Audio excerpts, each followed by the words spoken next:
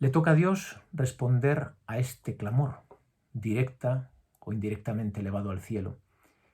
Y está claro, como sucede en el libro bíblico, que sólo los que han dejado espacio para el grito o la pregunta pueden interceptar una posible respuesta.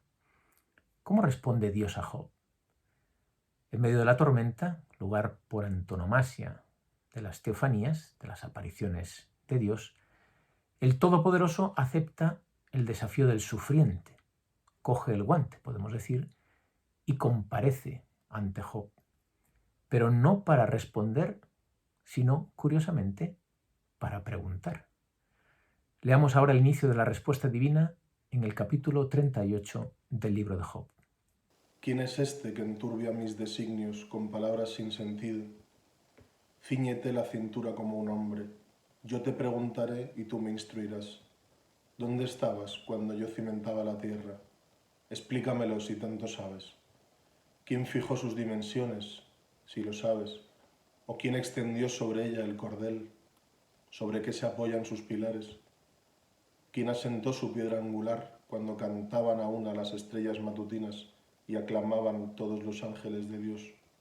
Las preguntas se prolongan durante 4 capítulos, abrumando al pobre Job, que ve pasar delante de sí todo el orden de la naturaleza.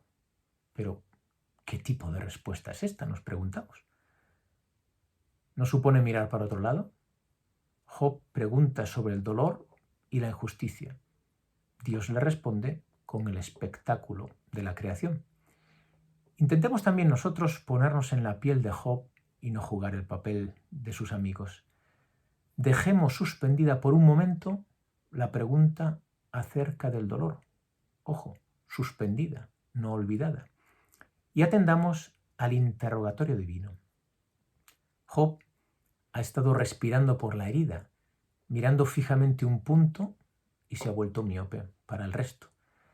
Dios le pone delante ese resto que merece la pena mirar porque nos revela algo decisivo, aunque muy olvidado. Yo no soy quien sostiene las cosas en el ser, me son dadas, son un don, con la sorpresa consiguiente. Estos días algunos periodistas han mirado a la cara estas cuestiones, abriendo una grieta en el búnker del confinamiento y reconociendo que hasta ahora las dábamos por descontadas. Fijaos a lo que empieza a prestar atención Antonio Lucas, periodista del Mundo.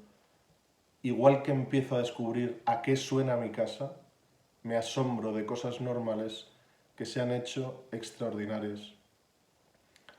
Hay cosas que solo en estos momentos de confinamiento empezamos a echar de menos y es que pensábamos que estaban ahí por defecto, como nos dice Lorena Gómez Maldonado en El Español. Es mentira que el infierno sean los otros, como decía Sartre. Me gusta la gente, me gusta mucho, y el mundo no está, nunca estuvo tan mal hecho. Hoy celebro todos los placeres en los que nunca reparé, las cosas y los seres que di por supuestos.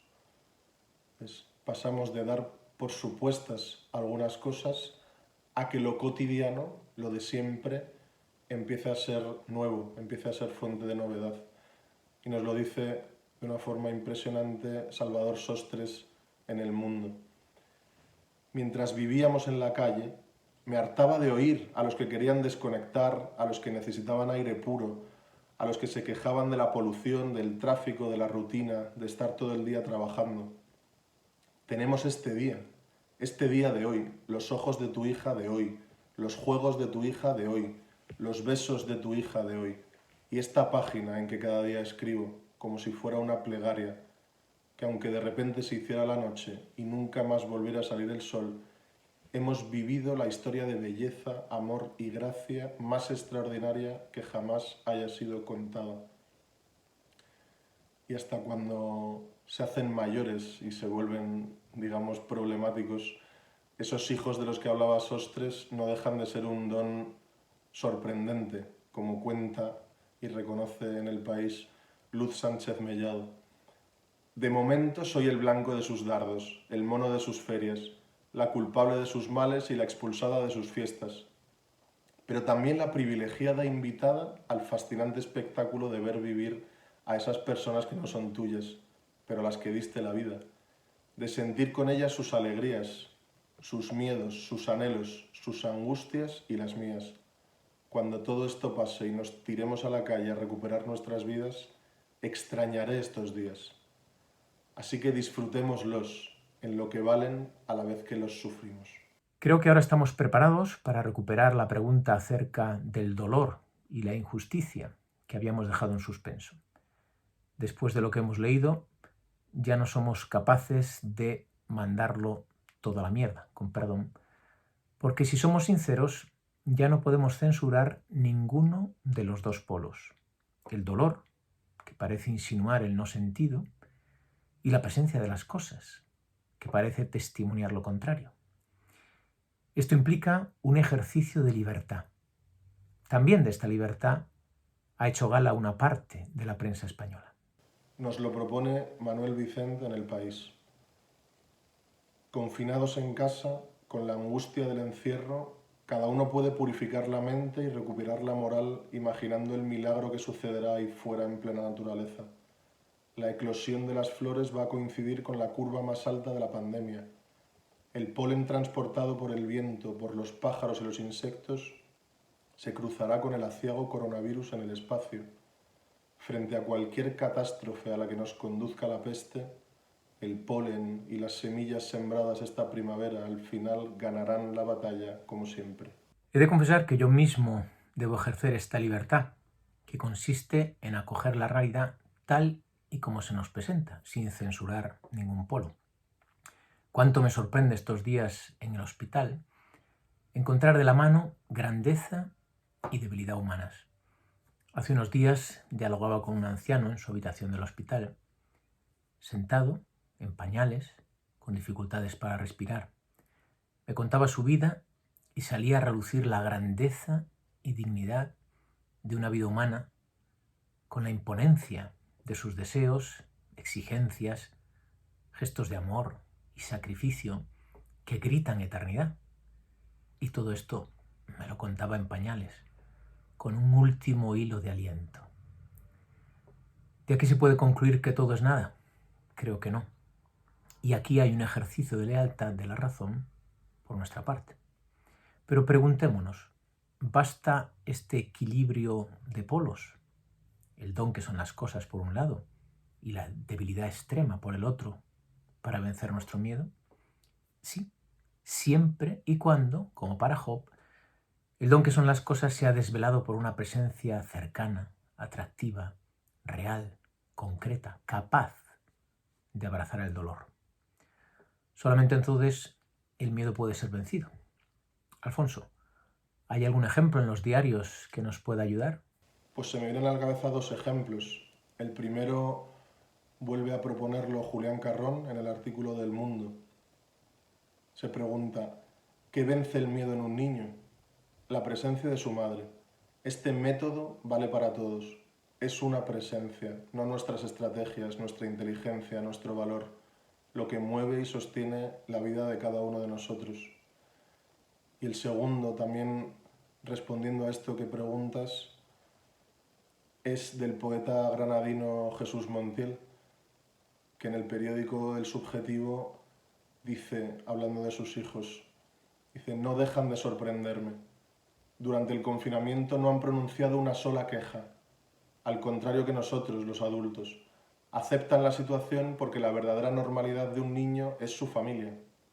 He observado que un niño, mientras se desarrolla en un entorno amoroso, que no perfecto, no ambiciona mucho más. Nos bastáis vosotros, dicen. Los niños son, creo, la prueba de que no estamos hechos para los planes, sino para vivir amando y siendo amados. Solo así la actualidad cobra sentido y el presente no se derrumba. Pero nosotros ya no somos niños, ni nuestra madre puede hacer nada frente al sufrimiento que llega de los hospitales. El mismo Julián Carrón, que acabamos de citar, nos ayuda a conectar la experiencia elemental que hacemos con nuestra madre con la presencia necesaria para afrontar el misterio del dolor. Lo hace en un libro reciente que os recomiendo vivamente. Su título, ¿Dónde está Dios? La fe cristiana en tiempos de la gran incertidumbre.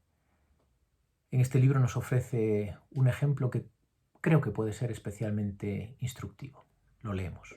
Hace muchos años, en un encuentro con los alumnos de la escuela en donde daba clase de religión, sucedió que uno de ellos llegó muy enfadado porque uno de sus amigos había tenido un accidente de tráfico. ¿Cómo es posible que Dios permita el mal? Nos espetó nada más terminar de contar el accidente. Empecé a responderle diciendo que el verdadero desafío no era que sucediesen estas cosas, sino cómo llegábamos nosotros a estos hechos. Para que pudiera entenderme, le pregunté: si en el camino de vuelta a tu casa un desconocido te diese una bofetada, ¿cómo reaccionarías? Le devolvería dos. ¿Y si al llegar a casa fuese tu madre la que te diera la bofetada? Me sorprendió cómo captó la cuestión. Le preguntaría por qué. La bofetada es materialmente la misma. Entonces, ¿por qué has respondido de forma distinta? ¿Por qué no has pensado reaccionar con tu madre como habrías hecho con el extraño? La razón es obvia. La relación que tú tienes desde hace años con tu madre. La certeza de que ella te quiere te impide pagarle con la misma moneda y hace surgir en ti la pregunta: ¿por qué? Este episodio me permitió comprender que lo que marca la verdadera diferencia frente al dolor es cómo llega cada uno de nosotros a él, qué experiencia tiene a las espaldas para reaccionar de un modo u otro, qué nos permite mirarlo todo, incluso el mal, incluso lo que no comprendemos, lo que nos da miedo, lo que vacila cuando la tierra tiembla por el terremoto. Tener a nuestras espaldas una historia de relación con Dios nos permite mirarlo todo, incluso el mal, con su presencia en los ojos, sin huir y sin sucumbir a la recriminación. Este ejemplo nos permite retomar el libro de Job. Al encuentro de su grito salió el mismo Dios, cual madre ante su hijo. Las preguntas que corrigieron la miopía de Job no fueron producto de un razonamiento. Tanto es así que el hombre de Uz reconoce al final de la gran intervención divina: te conocía solo de oídas, pero ahora te han visto mis ojos. El sufrimiento de Job, que al principio se expresaba como queja, ahora se ha convertido en pregunta sincera dirigida al Dios que se le ha desvelado, hasta el punto que se cambian los papeles, y es Job quien pasa a preguntar como un niño a su madre: escucha y déjame hablar, voy a interrogarte y tú me instruirás. Bien, damos un paso y nos preguntamos: ¿es posible que el misterio que se insinúa en el don que son todas las cosas se haga tan cercano como se nos muestra en el libro de Job?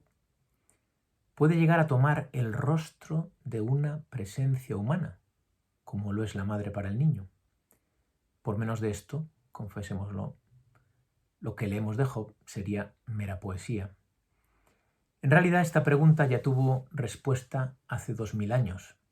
A todos nos ha alcanzado la noticia de que Dios ha entrado en la historia en la carne del hombre Jesús de Nazaret, acompañando desde entonces nuestro miedo y corrigiendo nuestra miopía. En los evangelios vemos a Jesús haciendo las veces del Dios de Job, levantando la mirada de los discípulos agobiados en sus necesidades. Leemos así en el capítulo 12 del Evangelio de Lucas. Les dijo a sus discípulos: por eso os digo, no estéis preocupados por vuestra vida, qué vais a comer, o por vuestro cuerpo, con qué os vais a vestir. Porque la vida vale más que el alimento y el cuerpo más que el vestido. Fijaos en los cuervos, no siembran ni siegan, no tienen despensa ni granero, pero Dios los alimenta. ¿Cuánto más valéis vosotros que los pájaros? ¿Quién de vosotros, por mucho que cavile, puede añadir un codo a su estatura? Si no podéis ni lo más pequeño, ¿por qué os preocupáis por las demás cosas? Contemplad los lirios, cómo crecen, no se fatigan ni hilan, y yo os digo que ni Salomón en toda su gloria pudo vestirse como uno de ellos. Y si a la hierba del campo, que hoy es y mañana se echa al horno, Dios la viste así, ¿cuánto más a vosotros, hombres de poca fe? Así, vosotros no andéis buscando qué comer o qué beber, y no estéis inquietos. Por todas esas cosas se afanan las gentes del mundo. Bien sabe vuestro Padre que estáis necesitados de ellas.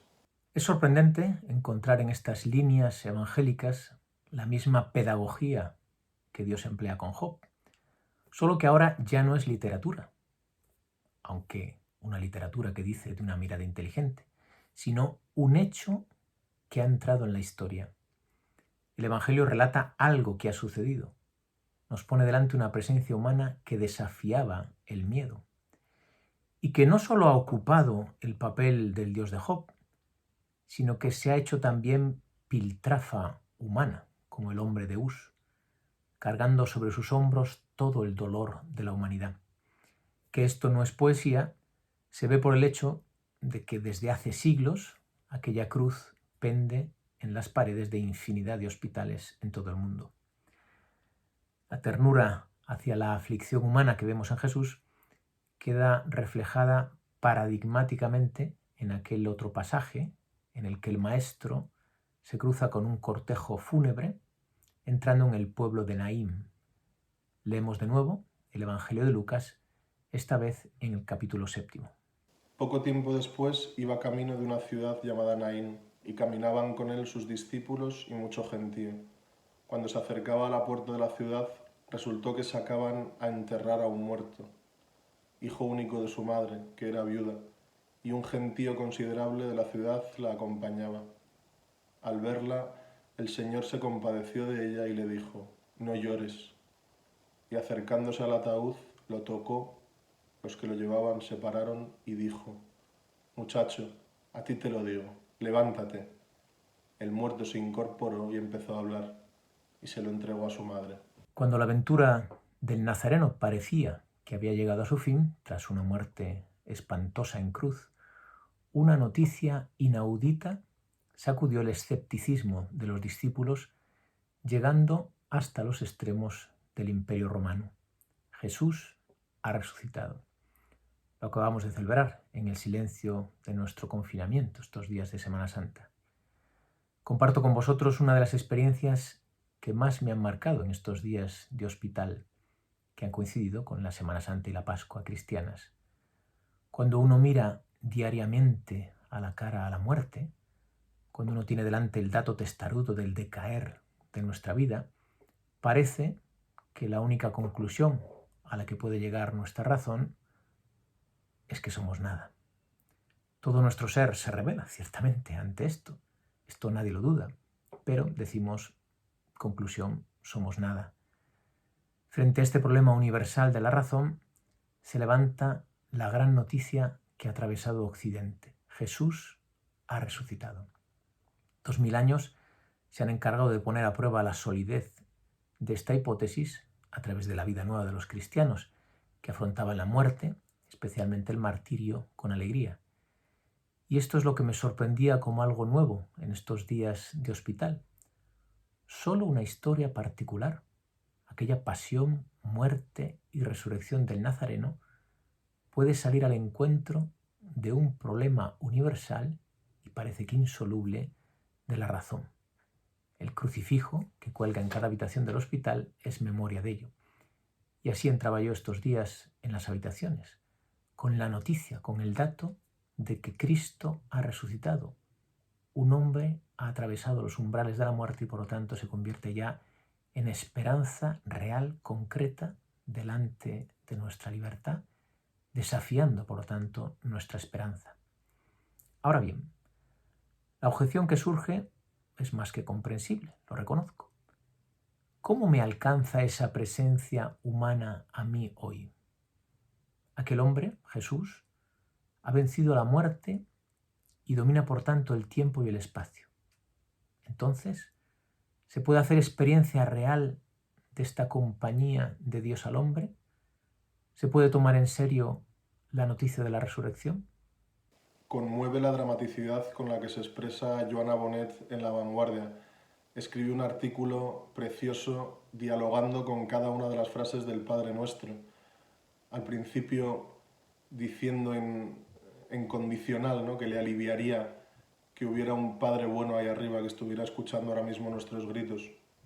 Y termina como con una cierta esperanza de que algo se mueva ahí arriba, repitiendo la última frase: «Y líbranos del mal, siempre fue la mejor frase del Padre Nuestro, esa oración que se sigue rezando a modo de pegamento universal, incluso entre quienes no creen o creen de aquella manera.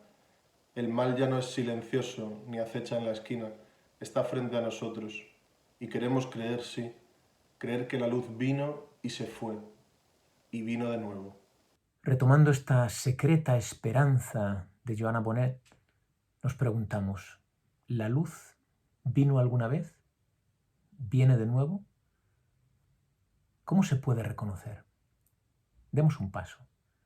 ¿Cuáles serían las condiciones para que pudiéramos reconocer esa luz presente de nuevo entre nosotros? ¿Hay alguna ayuda desde la prensa, Alfonso? Julián Carrón afirma en su artículo del Mundo que se puede reconocer esa luz si vemos aquí y ahora personas en las que se documenta la victoria de Dios, su presencia real y contemporánea, y por ello un modo nuevo de afrontar las circunstancias, lleno de una esperanza y de una alegría normalmente desconocidas, y a la vez orientado a una laboriosidad indómita. Y es lo mismo que misteriosamente le ha sucedido a Juan Soto Ibars, un jovencísimo periodista del Confidencial, que se declara ateo y escribe esto en uno de sus artículos de este último tiempo. Por más que haya podido intentarlo, jamás he sentido la presencia de Dios, ni una energía ni nada. Sin embargo, algunas personas me permiten un momento de duda. Se refiere a varios testimonios que le han llegado de seminaristas, de gente de la iglesia que está verdaderamente en pie delante de una circunstancia así, y los cita durante todo el artículo poniendo de manifiesto que ha entrado al menos una pregunta con respecto a este tipo de experiencias. Y por último, Emmanuel Carrer, en su novela El Reino, describe con mucha eficacia la dinámica que lleva a aceptar algo que parece imposible, pero que te lo encuentras delante, ¿no? En un testimonio inaudito. Dice: estoy convencido de que la fuerza de persuasión de la secta cristiana nacía en gran parte de su capacidad de inspirar gestos asombrosos, gestos y no solo palabras que diferían del normal comportamiento humano. Los hombres están hechos de tal modo que quieren, los mejores de ellos, lo que no es ya poco, el bien de sus amigos y el mal para sus enemigos, que prefieren ser fuertes que débiles, ricos que pobres, grandes que pequeños, dominantes que dominados. Es así, es normal. Nadie ha dicho nunca que esté mal. La sabiduría griega no lo dice, la piedad judía tampoco. Ahora bien, hay unos hombres que no solo dicen, sino que hacen exactamente lo contrario. Al principio no se les comprende, no se ve la ventaja de esta extravagante inversión de los valores, y después se empiezan a comprenderlos. Se empieza a ver la ventaja, es decir, la alegría, la fuerza, la intensidad vital que extraen de esta conducta en apariencia aberrante. Y entonces ya solo queda el deseo de hacer lo mismo que ellos. Concluimos. Desde hace 2000 años, la pregunta lacerante ante el dolor o la desgracia ya no pueden esconderse únicamente en los pliegues de la filosofía o la teodicea, es decir, el discurso sobre Dios. Tiene que medirse con la presencia de esas personas cuya vida documenta la victoria de Dios, como decía Julián Carrón, y ilustra en su novela Carrère. Cuando menos, esas personas nos plantean la pregunta: ¿cómo pueden vivir así el dolor, con esta serena alegría, con esta tranquilidad? Solo entonces, como en el ejemplo de la madre, podremos estar delante de la desgracia, la propia o la ajena, con una pregunta dirigida al rostro sufriente de Jesús y no con una amargura próxima a la desesperación. Gracias por la escucha. Termino diciendo que esto es solo un ejemplo de lo que lleva ocurriendo ya unos años en nuestro país. Los periódicos están reflejando como un extraño fenómeno cultural. El análisis de la actualidad política y social ahora convive y entra en relación con las experiencias elementales, con las preguntas más originales y cotidianas de nuestros periodistas, que a menudo expresan soledad, malestar, fragilidad, y que también expresan unas inmensas ganas de vivir y de comprender más el mundo en el que viven. Y entre líneas yo creo que sugieren también unas ganas tremendas de que los lectores podamos comprenderlos, podamos entender un poco más sus experiencias humanas que se perciben en cada columna que escriben. Así que en este sentido estoy contento y disfrutando sobre todo del diálogo, de entrar en relación con ellos a través de sus artículos, porque me permite también comprender mejor mi experiencia. Espero que haya sido útil esta relación entre Job y sus amigos y el coronavirus en la prensa española. Y nada más, muchas gracias.